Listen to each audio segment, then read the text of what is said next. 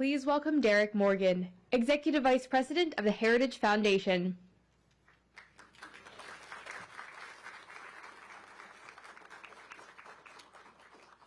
Thank you very much, and welcome everyone to the Heritage Foundation. We're delighted that you joined us today, and thank you for your patience as well as we undergo a historic event here. I have a few very brief words, and then I have the privilege of welcoming our distinguished guest, who will give remarks and then answer questions from the media.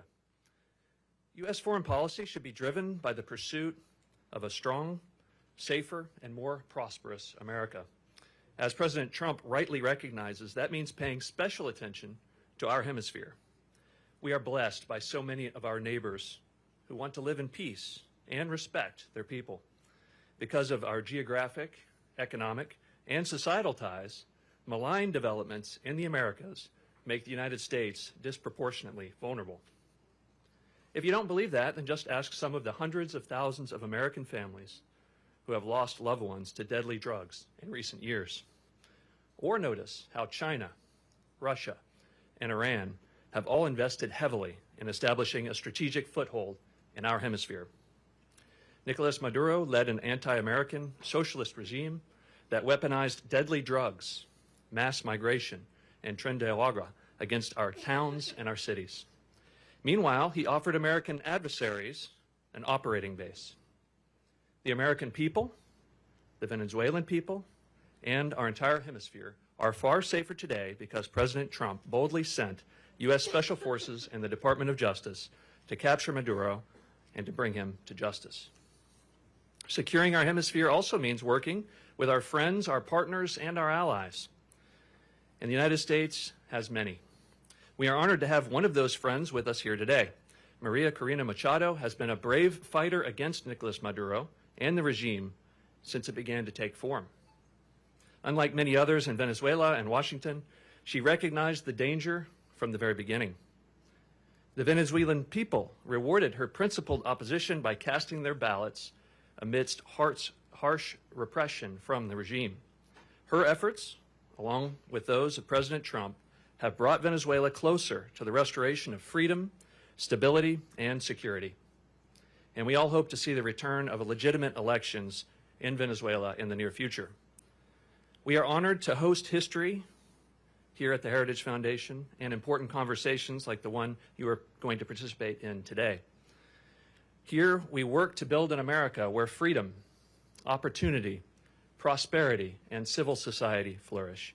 I'm delighted to welcome to the stage Corina Machado.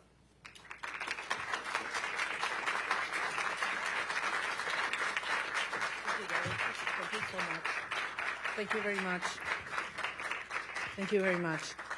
So, such a pleasure to be here. Very grateful to the Heritage Foundation and every one of you to join us this morning. I have to say that looking back what has happened in the last years, and especially in the last days, it seems like a miracle to be sitting here in a free country in front of people that have also given their lives to fight for freedom and justice and democracy. And that's why I am very honored, not only with the Heritage Foundation, but with every single citizen of this country that has welcomed us and has honored the immense struggle that the Venezuelan people has fought for so long. And finally, we can say that we are, yes, the threshold of freedom. On January 3rd, 2026, a new milestone was achieved, and we are definitely now into the first steps of a true transition to democracy that will have not only immense impact in the lives of all Venezuelans, those who stayed in our country, those who have been forced to flee around the world, but that will have immense impact in the region, in our hemisphere, and I will say even further in the whole world. Because what we have proven is that a people determined to be free, even without resources, without money, without the free press supporting, even facing the most cruel tyranny, can prevail. because the force of conviction and the force of love is the strongest of all. I am very proud to be part of these generations of Venezuelans. Most of them have never known what it means to live in freedom or what it means to be part of democratic society, but they have risked their lives, their loved ones, everything they have, because they share that dream to live in a free country. It's all about human dignity. It's all about justice. It's all about love. And it's love for our children, love for our country, and love for freedom that has brought us here.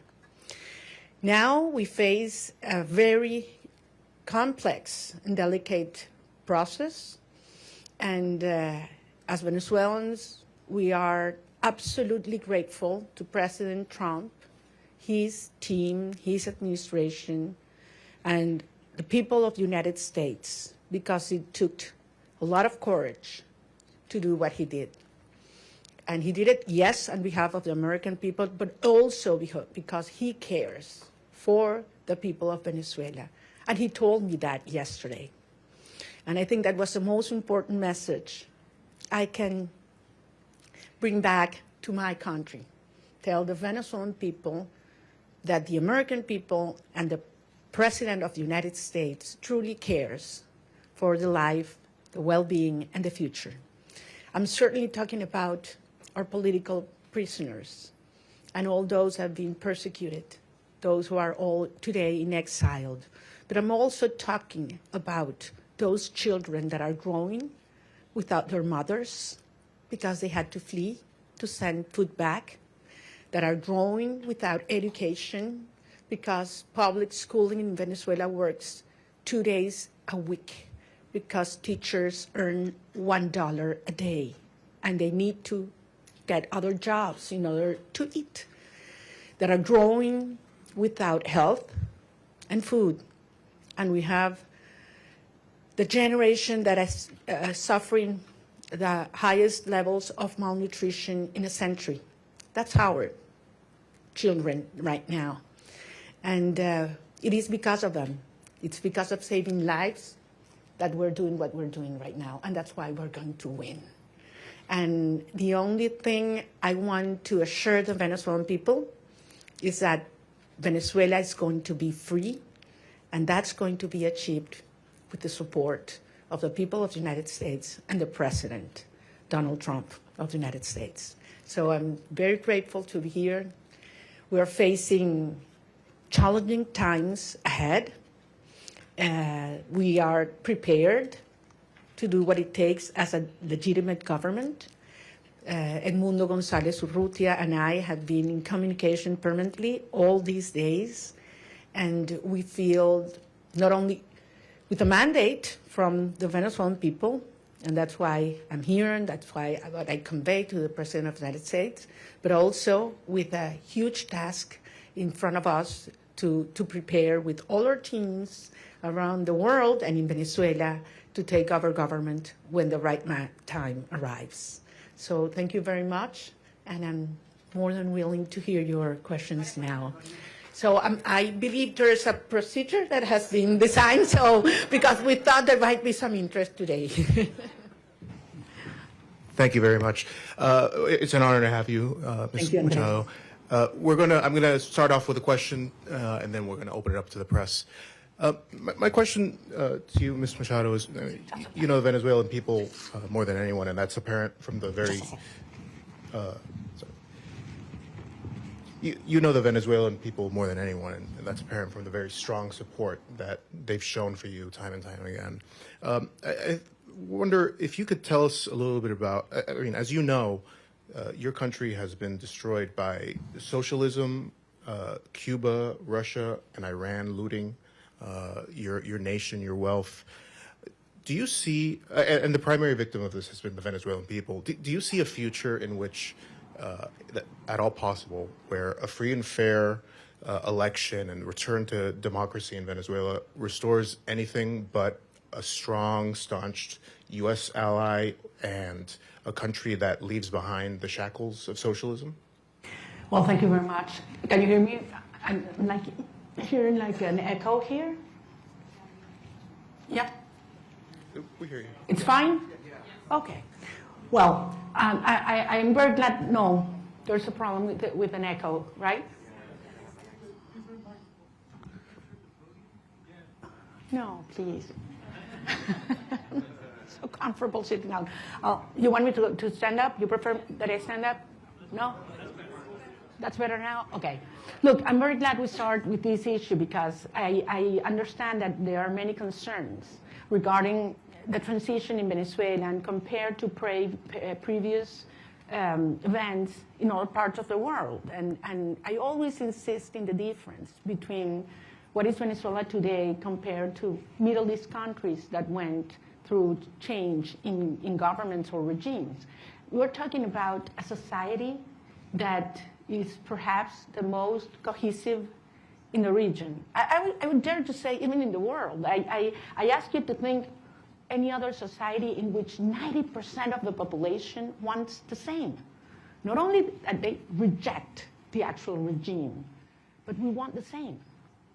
There are not religious tensions within the Venezuelan society, or racial, or regional, or political, or social. I mean, there was one longing that brought Venezuelans together, and that was, we want our children back home. And it was that demand that I heard all around Venezuela in 2023, when we were moving forward to the primary process, that made me realize how powerful it was to unite a country, to tear down the barriers that the regime had built to divide us, you know, between rich and poor, black and white, left and right, military and civilians. And we brought a country back together.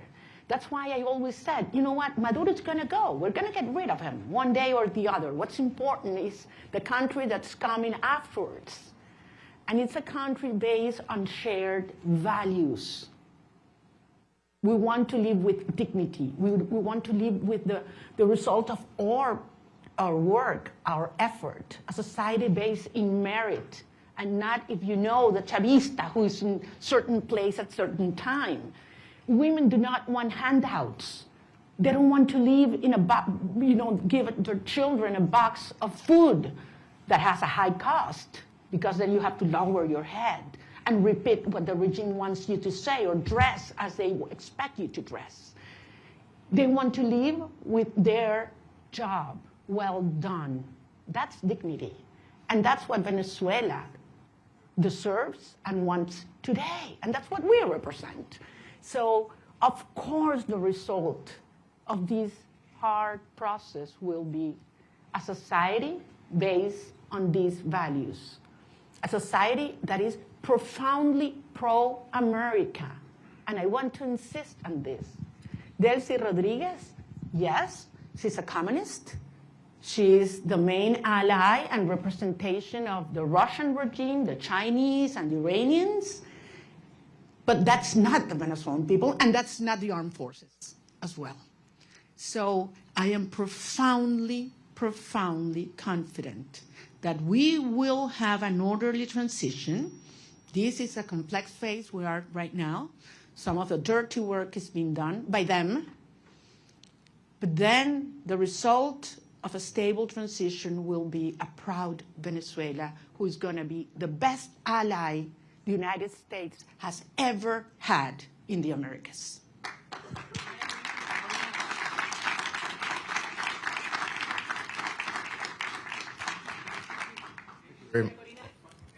We're going to have a person come up and...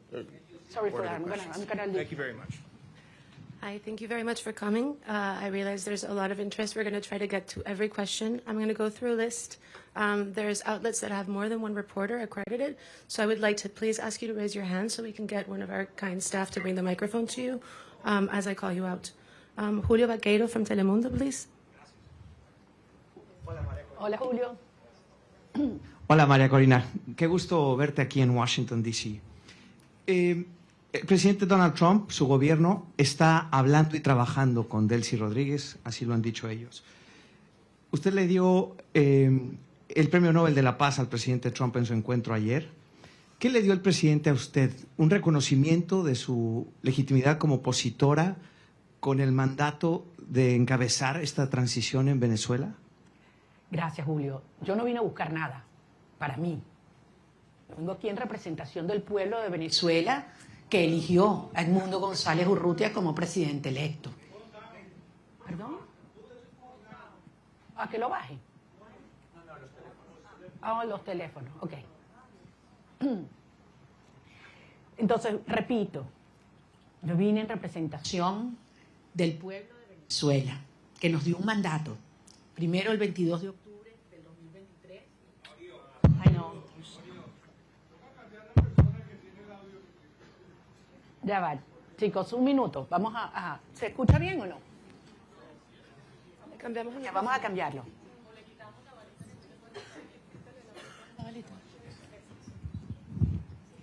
Ok, ahora está mejor. ¿Ahora sí? Ok, voy a repetir la pregunta la respuesta a la pregunta de Julio. Les decía, yo vine a reunirme con el presidente de los Estados Unidos en representación del pueblo de Venezuela, que nos dio un mandato. El 22 de octubre del 2023, cuando yo recibí más del 92% de los votos en las primarias, y el 28 de julio de 2024, cuando Edmundo González Urrutia, en las condiciones más extremas y fraudulentas, recibió el 67% de los votos de los venezolanos, y lo probamos, Vine a recibir de parte de él un mensaje para los venezolanos, y es la seguridad de que contamos con los Estados Unidos para avanzar en una ruta donde se haga respetar la soberanía nacional, la libertad, la democracia y la justicia. Hay un proceso muy complejo en marcha, lo sabemos, pero se están dando pasos. Evidentemente, para los venezolanos es una situación cada día, para muchos venezolanos de vida o muerte, y ahí hay una enorme urgencia ética. Pero entendemos que este es un proceso complejo al cual nosotros somos parte y queremos y estamos contribuyendo. Gracias. Nick Schifrin from PBS, please. Hola, Maria Corina. Thank you so much. It's great to see you in person after seeing you virtually for the last few years. Two questions, if I could, similar to what you just answered, but in English. You had a very good meeting with the president yesterday, but he still maintains a positive relationship and positive language about Delcy Rodriguez. The CIA director was just there. So what's your message to the president and to the United States when U.S. policy is still to support the Chavismo government that still exists in Caracas?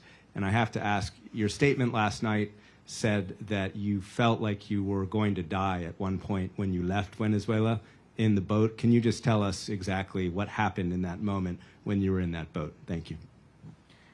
Well, regarding all the details of how and when I left Venezuela, for the protection of those involved and help me get here, I will wait until the regime is no longer in capacity to harm them, to share that in detail. Yes, there was a certain moment in the trip, in the boat, where I was hurt because the waves were very high, over 6 feet, and there was a strong wind, and we got lost in the ocean. We lost the sign of the GPS, and the satellite phone stopped working, and Starlink antenna did not work as well, all at the same time. So it was a very risky, dangerous, and scary moment, I have to say. And it lasted several hours. But at the end, as I say, you know, we have moved ahead de la mano de Dios. And that's why I believe it is a miracle, and I'm here. And I know that someday I will be able to tell you all the details and thank personally all those that risked their lives in order for this to happen, because they knew it was very important for our cause that I was able to leave my country at that moment.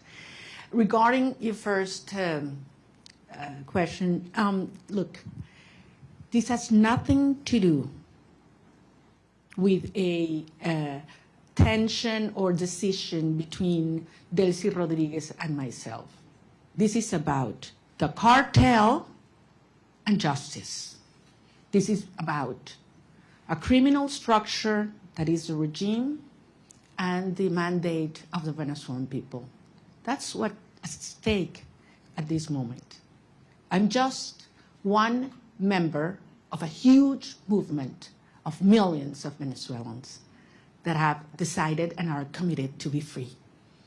And I have no doubt that President Trump, his administration, and the people of the United States support democracy, justice, freedom, and the mandate of the people of Venezuela. I have absolutely no doubt, not only because it's in the well-being of Venezuelan people, but as I say, because it's crucial for the American people. The United States today is a safer nation after January 3rd. And once the regime is out and the transition is accomplished, the United States will not only be a safer nation, but one that will have more prosperity and strength in our hemisphere. Can we get Eric Martin from Bloomberg, please?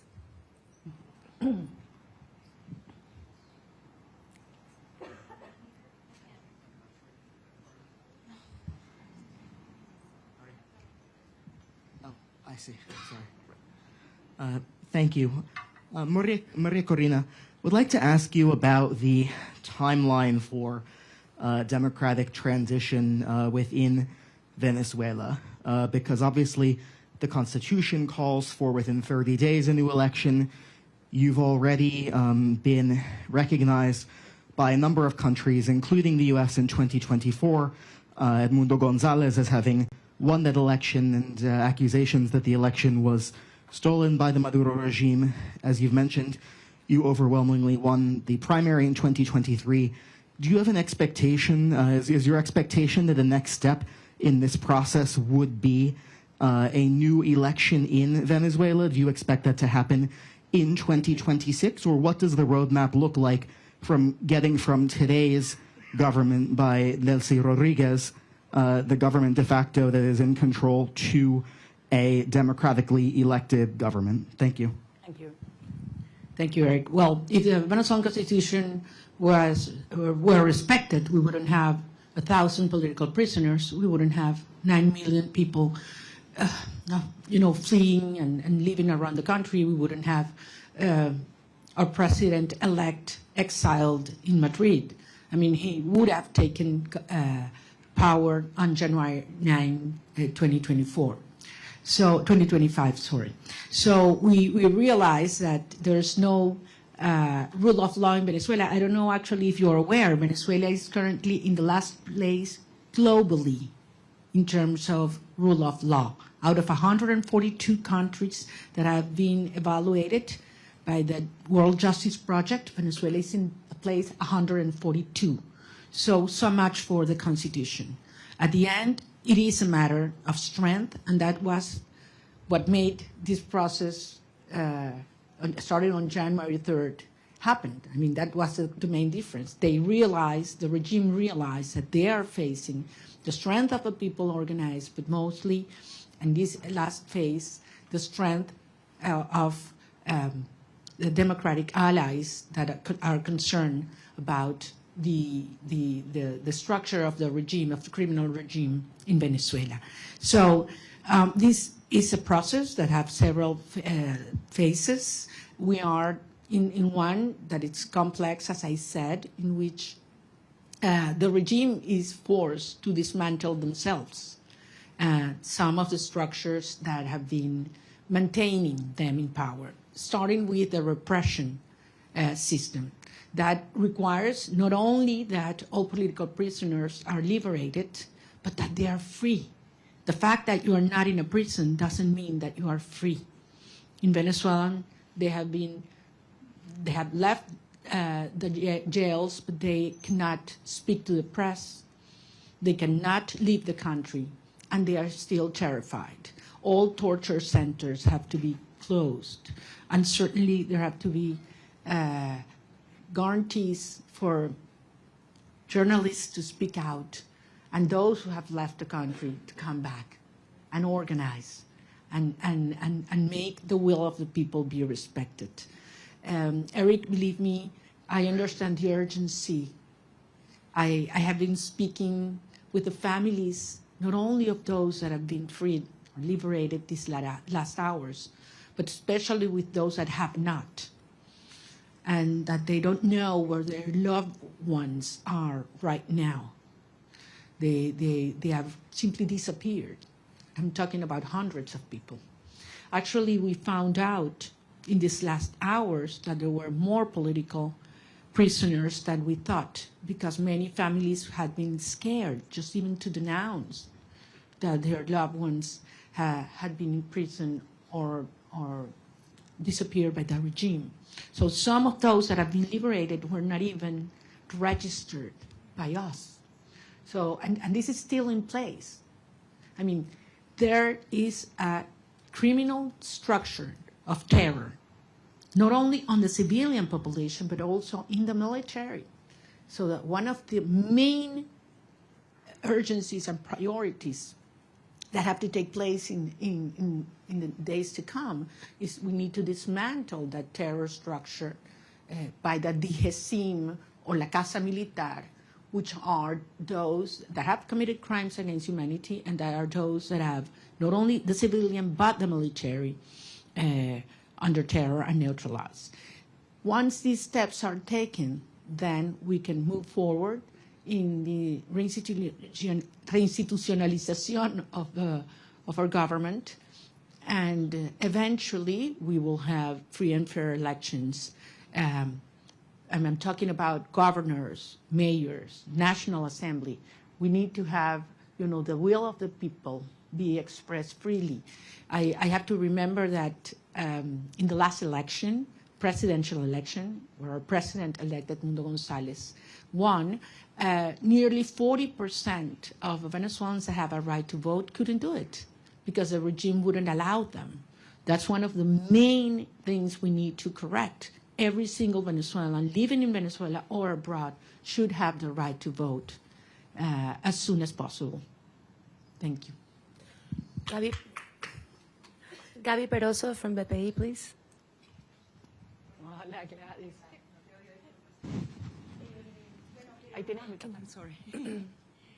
Gracias. Quería que nos dijeras lo que se pueda revelar de la reunión con el presidente Donald Trump, por ejemplo, la importancia del reconocimiento al presidente electo Edmundo González, un cronograma electoral, eso se habló, hay posibilidades ciertas de esas dos cosas. Y en segundo lugar, una pregunta que se hacen los venezolanos, tu retorno a Venezuela, saliste con condiciones distintas, ahora Estados Unidos también está involucrado en eso. También se habló de eso con el presidente Donald Trump, la conveniencia que vuelvas o no, y para poner lapsos a Carnaval, Semana Santa, ¿cómo lo podemos medir? Porque los venezolanos se lo preguntan. Gracias. Gracias, Gladys, te entiendo, porque como lo dije antes en inglés, para nosotros es un tema de vida o muerte. Miles de venezolanos cada día que pasa. Es una tortura, es una tragedia y es un tema de la urgencia ética asociada a poder realmente iniciar un proceso de reconstrucción del país y que regresen los venezolanos que se han ido. Como ustedes comprenderán, los detalles de la conversación con el presidente no lo voy a hacer público, es parte, por eso fue una conversación privada y yo soy rigurosamente respetuosa de los términos de cada conversación. Sí, porque esto depende de lo que yo dije y que además lo he dicho públicamente, voy a decirles que por supuesto que insistí en mi deseo de regresar a Venezuela lo antes posible. Y lo voy a hacer. Voy a regresar a Venezuela lo antes posible. Y evidentemente fue un tema que discutimos y todo lo que ello implica. Pero no soy solo yo. Son millones de venezolanos, otros compañeros, líderes políticos de otros partidos que también quieren hacerlo. Incluso ayer algunos senadores hablaban de ir a Venezuela, lo dijeron públicamente, lo declararon. Y les bueno, quizás hasta podemos ir juntos.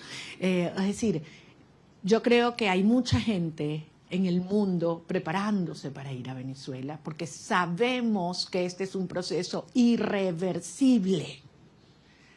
Puede tomar un día más, puede tomar un día menos. Puede haber alguna fase que no nos la habíamos previsto o que no nos gusta.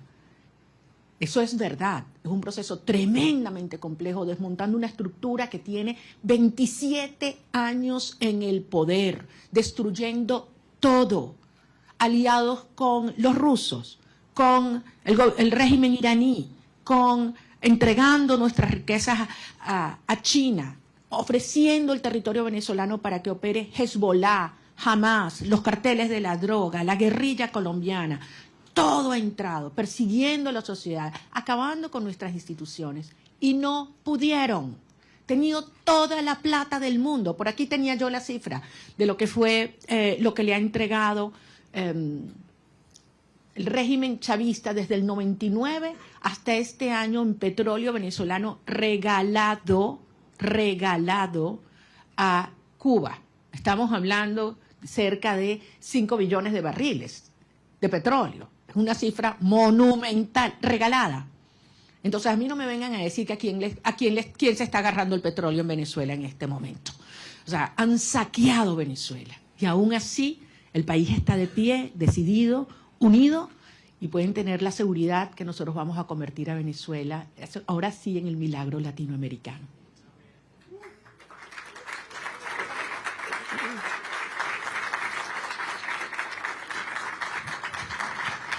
So this was stated until, this was supposed to last until noon. It is now noon, but if everyone's game to stay, we stay. Paolo Mastrolli from La Repubblica, please.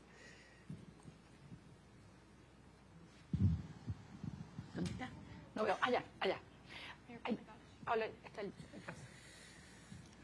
Thank you very much for doing this. You met in Rome with Pope Leo.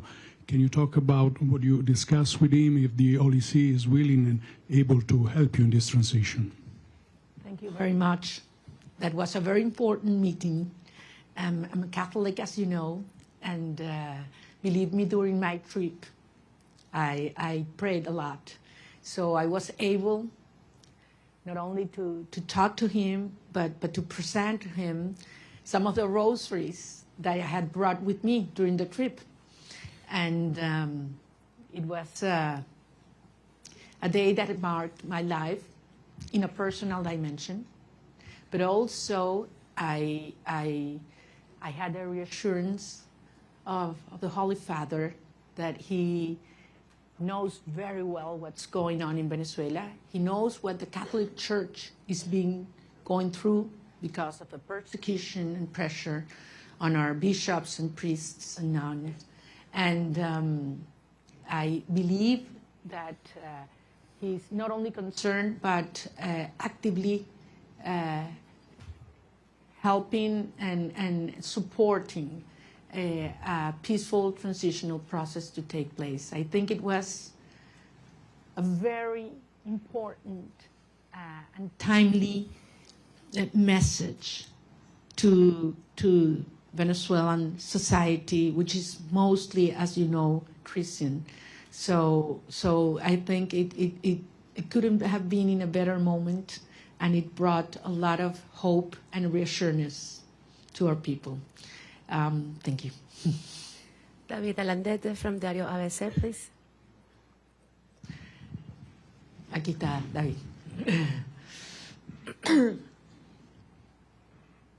Tú no me vas a hacer preguntas porque tú sabes más que yo. No, no me digas eso. Yo me entero de todos los detalles de mis reuniones por ti, entonces. Okay. Sorry about that. No, te pregunto en español. Dale, David. Okay. Muchas gracias. Quería hacerte dos preguntas y muchísimas gracias por hacer esto. Es genial poder vernos, que no sea virtualmente.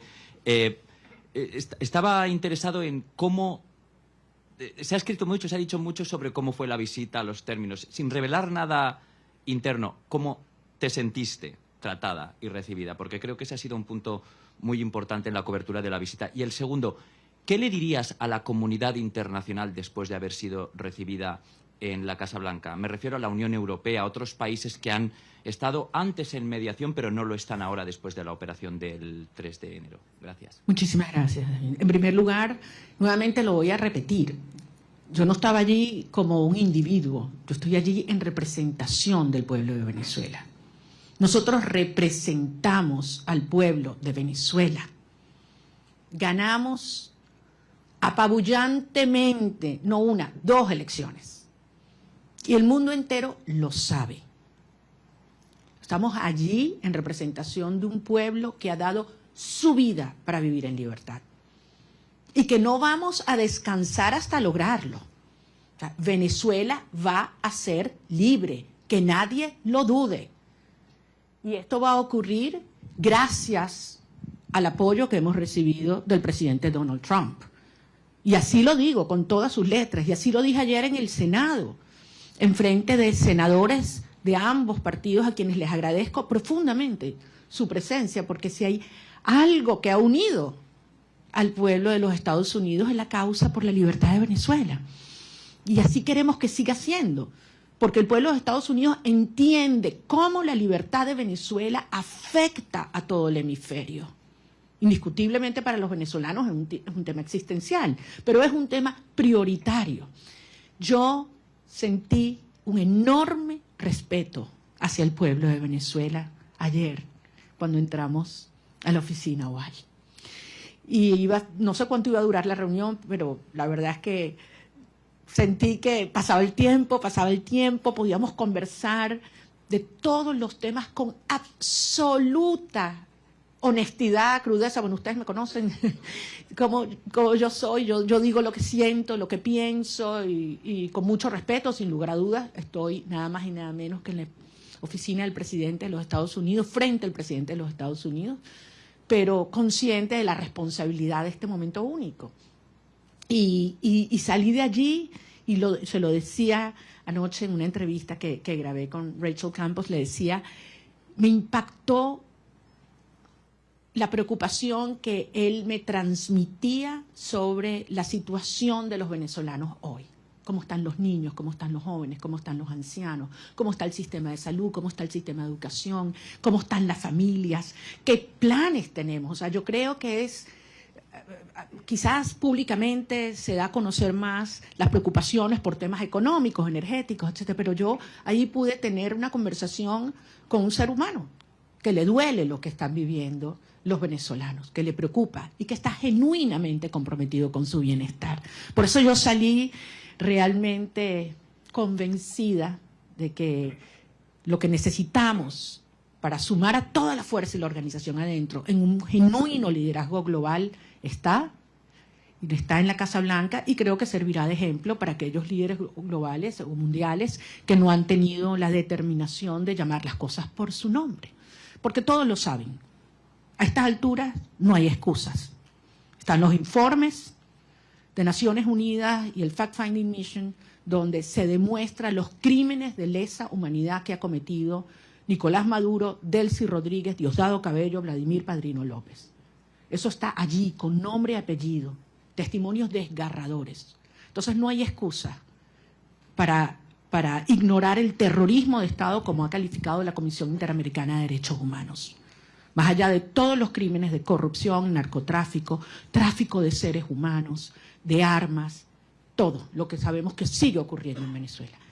Es que yo salí emocionada y con una gran responsabilidad, desde luego, para los tiempos por venir.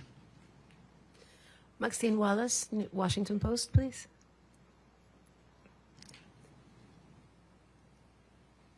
Maxine is not here. Washington Post. Washington Post, here.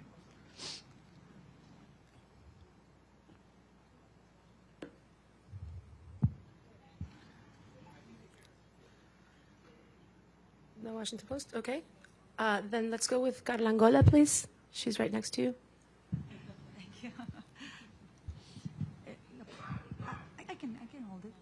Ok, perdón. ¿Cómo estás, María Corina?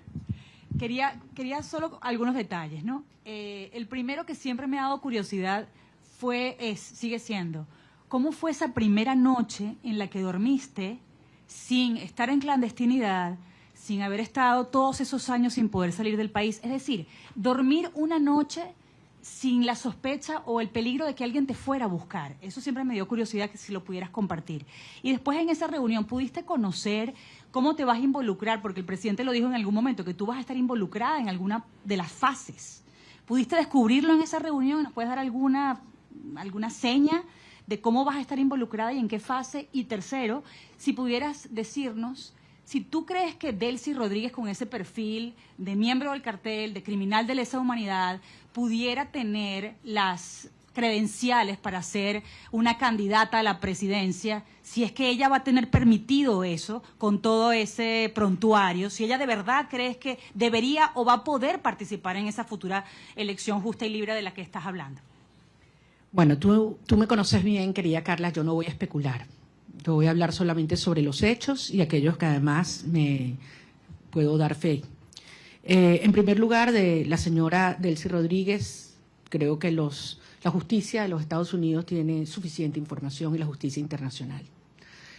Solamente les recuerdo que no solamente es ideológicamente comunista y muy fanatizada, pero además ha sido como en el cargo de vicepresidente quien ha supervisado y ejecutado todo el proceso de represión en Venezuela. Es decir, los centros de tortura están bajo su dirección y han estado bajo su dirección. Es responsable directa. Además, ha sido parte del diseño de bypassear las sanciones de los Estados Unidos, la justicia de los Estados Unidos, para poder obtener y seguir haciendo transacciones financieras con países que son enemigos de los Estados Unidos. Entonces, queda muy claro cuál ha sido y cuál es su perfil. Con relación al rol que vamos a tener el gobierno electo en estos próximos pasos, es algo que no hay que descubrir, es algo que hay que construir. Y ayer dimos un paso y evidentemente es algo que está en diseño, en construcción, y veremos día a día cómo va ocurriendo. Como yo se los decía siempre a los venezolanos, it's one day at a time, ya estamos en una fase que es 1 hour at a time. Y como son las cosas en Venezuela, ya ustedes saben cuál va a ser lo próximo, ¿no? Entonces aquí nadie se aburre en materia de las dinámicas en Venezuela, porque están pasando muchas cosas. Y muchas veces, y yo sé que tú lo dijiste una vez, creo que David también, que cuando yo estoy más callada es cuando más duro estamos trabajando. Entonces, sí les pido en ese sentido, y yo sé que los venezolanos tienen profunda confianza. Miren a dónde hemos llegado. Con relación, se meten mis temas personales, y esos son los que más me cuestan, a lo que fue la salida, lo único que les puedo decir es que yo no dormí esa primera noche. Yo primero tenía 16 meses en los cuales cada ruido que ocurría, sonaba algo, inmediatamente me despertaba. O sea, tenía 16. Y esa sensación de que puedes dormir en paz, segura, de que un ruido no implica una amenaza, es algo que toma un tiempo procesarlo. Yo me levanto algunas veces y no estoy sola. Abro los ojos y puedo abrir la ventana, ¿no? Son cosas que quizás para muchas personas son take for granted, ¿no? Hay que vivir esto para valorar la libertad. Y la verdad es que si hay algo que yo tengo que hacer es darle las gracias y pedirle perdón a mi familia, porque hay que ver lo que esta experiencia les ha traído, ¿no? A todos, a las familias de todos los que estamos involucrados en esta causa, ¿no? No es solo la mía. Yo hablaba ayer con la madre de un muchacho que liberaron y la verdad es que es admirable. Y cuando he hablado con cada uno de los presos liberados, es tanta la admiración, porque los que me dicen es, lo volvería a hacer, María Corina. Antes de saludarme, Lo primero que me dicen, quiero que sepas, lo volvería a hacer. Y después, te adoro, te quiero, no sé cuánto me muero por verte. Pero lo primero es, quiero que sepas, lo volvería a hacer. Yes. Can we get Vera from the Wall Street Journal, please? Vera's not here. Wall Street Journal. Okay, then we go with Ilia Calderón from Univision.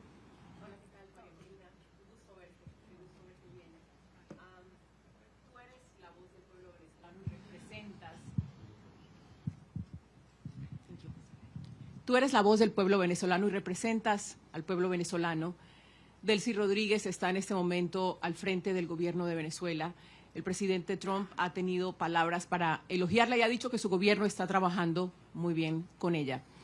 ¿Qué te garantiza a ti que va a haber una transición? Y si no temes que este hecho de que se lleven bien y de que estén trabajando bien lleve a que se perpetúe el régimen en el poder en detrimento sobre todo de los venezolanos que están en Venezuela. Entiendo perfectamente tu preocupación porque al final eso es lo que ellos han hecho. Pero recordemos, han habido 17 iniciativas de diálogo. Esta no es la primera, de aproximación o negociación, acuerdo. 17. Todas, absolutamente todas, lo que el régimen buscó fue ganar tiempo, legitimidad y plata. Y se salió siempre con la suya. Todo lo que se comprometían a hacer lo violaron siempre. Entonces, es lógico que el pueblo de Venezuela tenga esta preocupación. Pero la señora Delcy Rodríguez en este momento lo que está es cumpliendo órdenes. Ella no está en un acuerdo, a motus propio, ni cómoda. Ella está cumpliendo órdenes, porque al final, si algo demostró el 3 de enero, es que tenía que haber una amenaza real, tenía que haber fuerza real. El costo de quedarse en el poder tenía que ser más alto que el costo de la salida para que se diera este cambio de actitud en el régimen.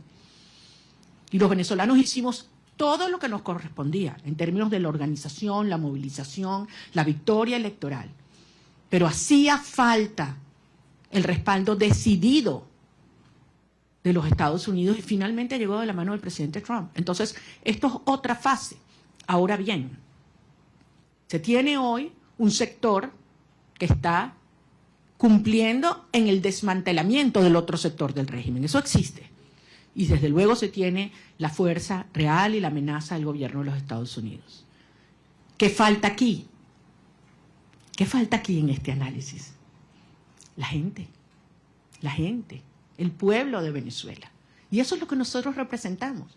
La legitimidad y la garantía de una transición ordenada que tiene que tener el respaldo del pueblo de Venezuela. Cuando tú tienes un pueblo unido, no hay manera de ignorarlo. Y yo sé que ese no es el objetivo del presidente Trump o del secretario Rubio, todo lo contrario. Es acompañar y apoyar al pueblo de Venezuela en su derecho de ejercer la soberanía popular. Ahora estamos en una fase compleja que aspiramos poder cumplirla de la manera ordenada, controlada y más rápida posible. Yo no voy a adelantarme a poner fechas y a poner calendarios porque sería una irresponsabilidad.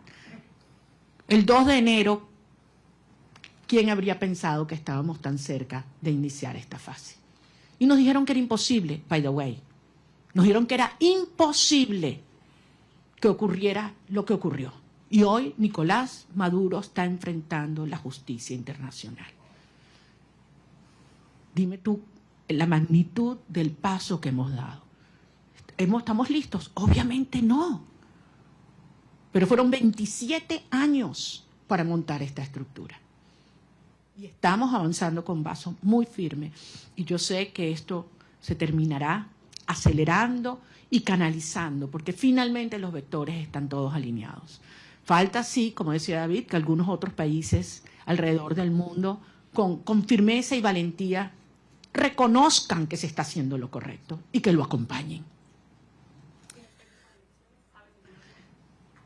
Yo creo que en este momento no es posible, porque depende de múltiples variables, pero nuevamente, trabajando duro para garantizar que podamos regresar a Venezuela con Edmundo González Urrutia también. Benjamín Álvarez, de Deutsche Welle. ¿Dónde está Deutsche Welle?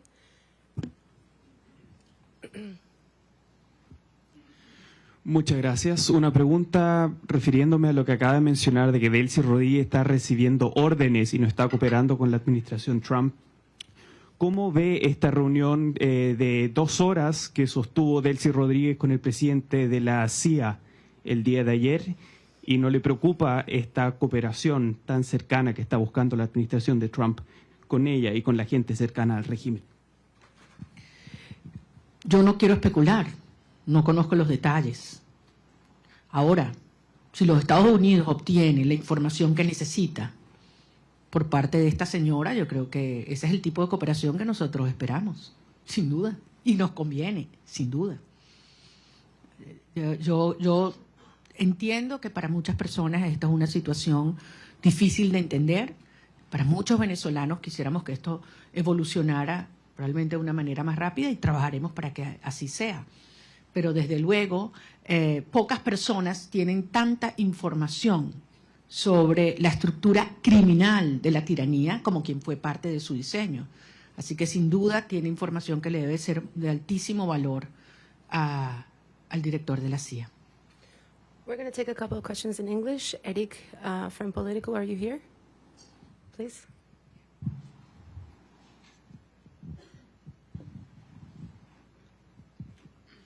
Thank you so much, Maria Corina. It's good to see you in person, as others have said.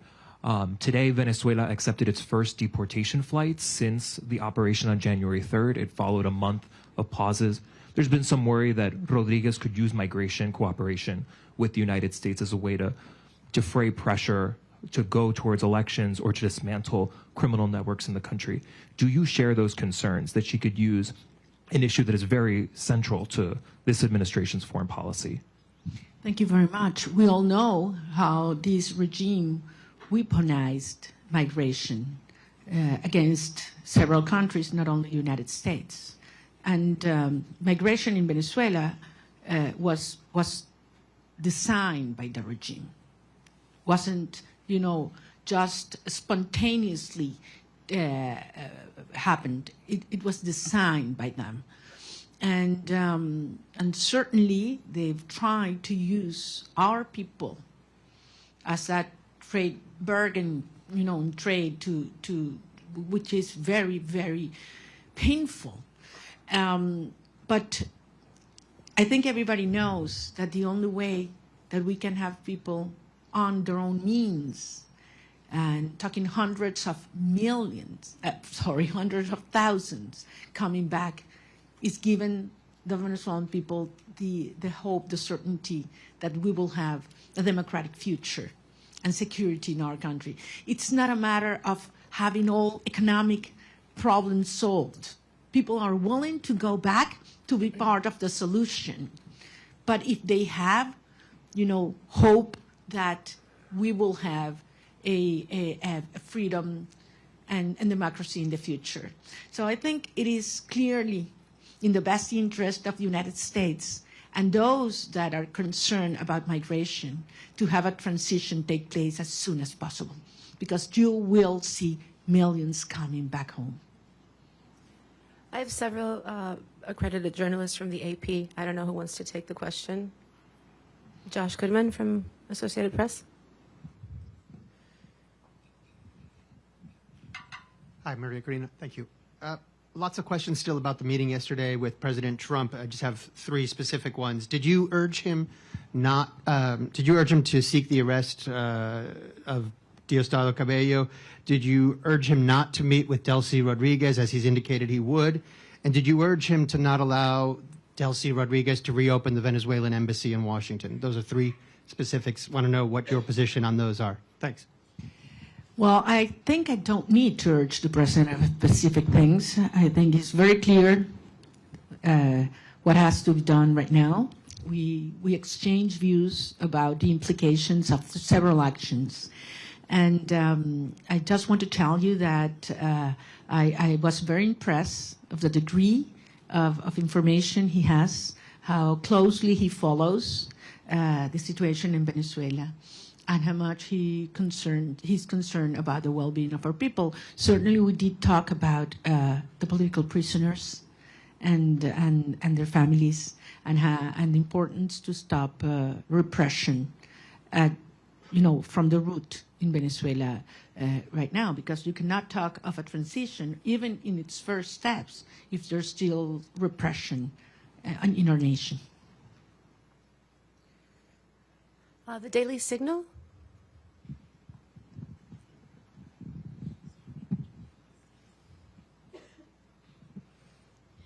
Thank you so much. Wondering regarding your meeting with President Trump yesterday, do you believe that you earned the trust of the president? And did you all specifically talk about a transition of power in Venezuela in which you would become president? Thank you. Point again, this is not about me. It is about the will of the people. And we certainly talk about how popular sovereignty has been expressed in Venezuela, and absolutely terrible conditions in which we did, and how the regime stole that result. And I think he can certainly relate to that.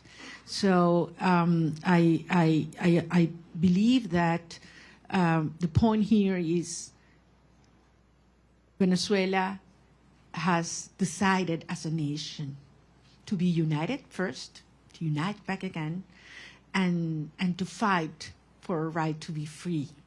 And he understands the moment and the implication for I would say the whole hemisphere. We talked, and I would say this, I know you can imagine that about other countries, and specifically about Cuba and the implications of a transition to democracy in Venezuela, what would mean to Cuba. And I insisted in something I've said many times, that I believe that for the first time in history, we will have the Americas free of communism, dictatorship, and narco-terrorism, for the first time in history. And that's what's already happening. Sometimes you are so immersed in processes that, it's hard to understand the implication. The geopolitical and historic implications. Imagine what this will mean to have these dictatorships finally gone in Venezuela, in Cuba, and Nicaragua. I mean, this is equivalent to the fall of the Berlin Wall in the Americas. So this is huge from a historic perspective, and this is happening as we speak. Torao Kono, NHK Japan. No? Japan Media? Okay, can we get Mr. Rosen from Newsmax? Also not here. Okay. Jesus Lapatilla, please.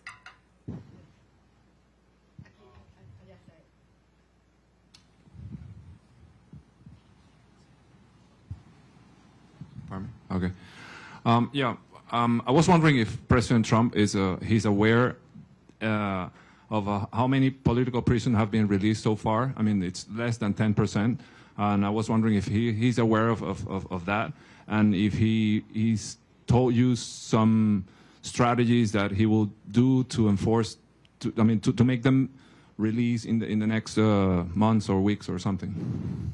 Certainly aware. President Trump is certainly aware of what's happening with the political prisoners, how they are not being complying as they were expected, and committed to see that happen.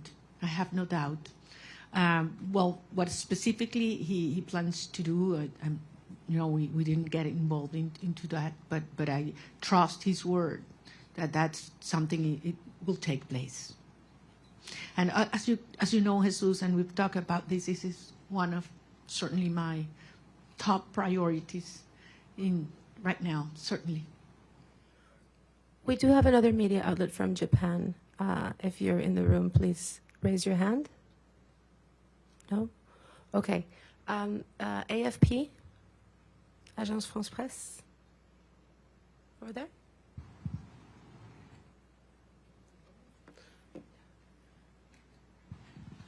Sí, gracias por la rueda de prensa. Señora Machado, quisiera saber usted dice que es un proceso complejo. ¿Cuál es la primera prioridad? Ahora que salga de Washington, ¿qué es lo primero que quiere negociar o ver de parte del gobierno de Estados Unidos? Mi prioridad, a título personal o para los Estados Unidos.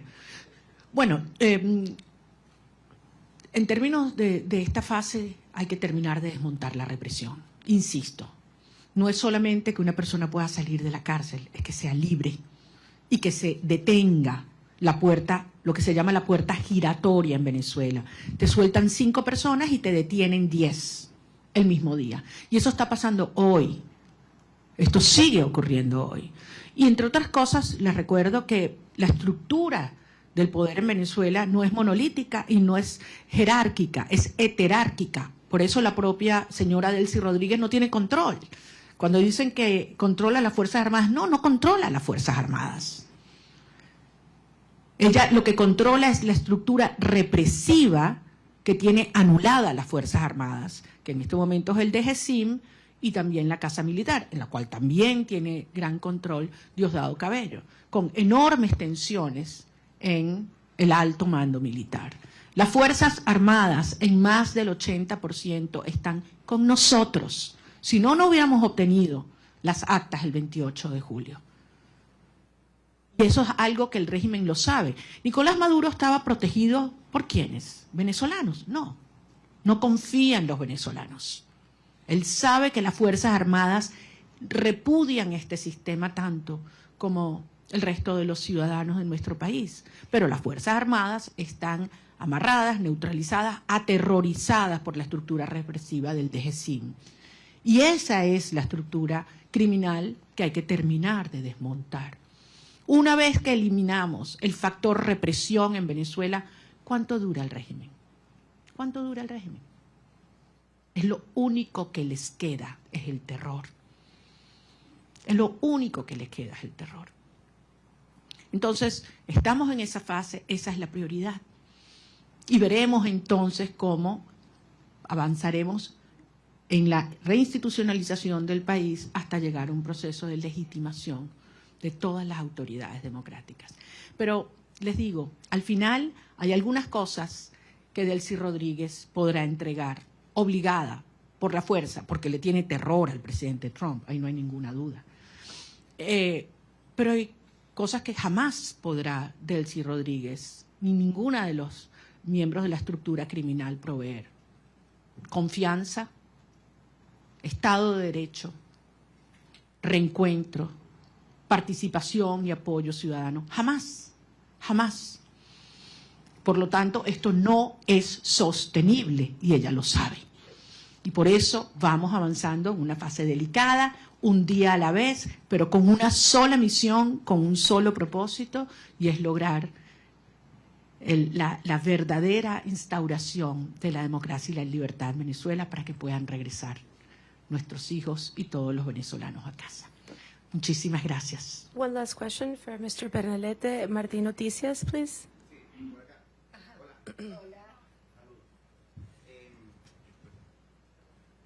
Corina, gracias por la oportunidad, gracias a todo el equipo. Conversación que tenga prevista con el secretario Marco Rubio en virtud de recapitular un poco la orientación diplomática entre Venezuela y el gobierno de Estados Unidos, y hay alguna aclaratoria con los términos de cooperación energética entre Estados Unidos, dado que el secretario del Departamento de Energía dijo que hasta 2 años podría ser el control del petróleo en Venezuela. Bueno, nuevamente, las cosas en Venezuela se están moviendo rápidamente. Es evidente que mientras esté el régimen en el poder, no hay confianza para ninguna persona, para ninguna institución, para ninguna empresa, y por lo tanto existe este nivel de supervisión sobre los ingresos petroleros. Pero la transición en Venezuela, y como mismo dijo el secretario de Estado, las fases se solapan y esto puede acelerarse enormemente. Yo voy a tener varias reuniones en Washington y en otras ciudades sobre las cuales en su momento informaré, prefiero no hacerlo desde ahora. Yo sé que ustedes entienden, por respeto a las agendas y a los acuerdos con mis interlocutores. Pero en todo caso, quiero darles las gracias. Créanme que es toda una experiencia interactuar con periodistas que pueden libremente decir lo que piensan, hacer las preguntas que les salen del alma y no las que les imponen, y poderlos ver a la cara con un backing que no sea blanco.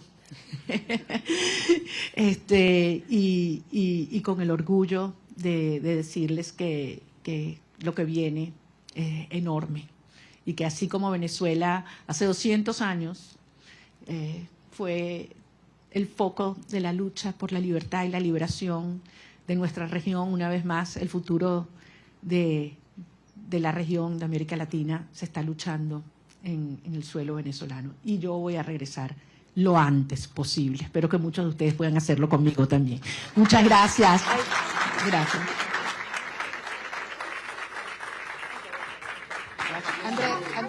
Thank you very much.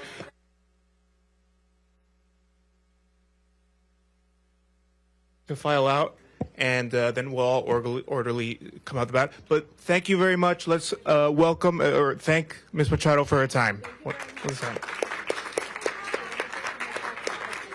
Muchas gracias. Gracias, Andrés. Gracias.